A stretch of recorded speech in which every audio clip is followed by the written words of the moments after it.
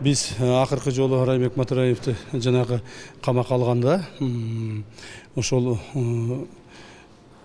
Али Тактоконовдун жана Азаттык радиосунун иликтөөсүнүн негизинде баягы Райымбек Матараевдин чет жерде имуществолору бар, ошолорду караган жоксуңар, ошолорду толтогон жоксуңар деген бизге доолор коюлган.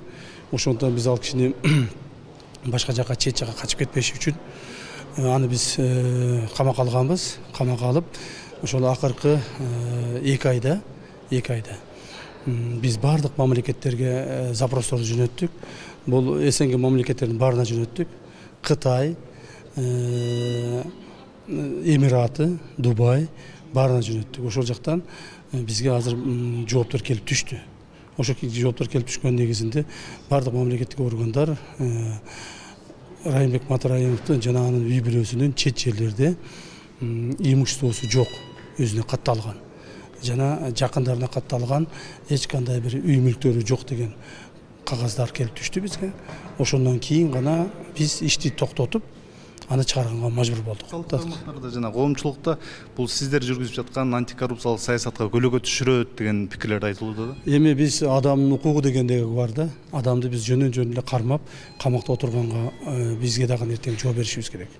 Эгерде ошол кайсы бир мамлекеттен ошондой бир запростор жөнөткөнүбүздө, кайсы бир мамлекеттен бизге мындай положительный ответ келип калганда, биз сөзсүз түрдө ошол жака сотрудниктерди жөнөтүп, ошол имуществолорун алып, жана ошол имуществонун тегерегинде ал адамды биз жоопко тартсак болмок.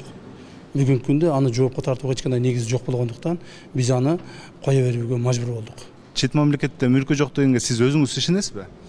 Мен документтерге гана ишенем. Бизге расмий түрдө бардык мамлекеттерден жооптор келип түштү. Акыркы жооп бизге ошо бир жума болду, Дубайдан келип түштү.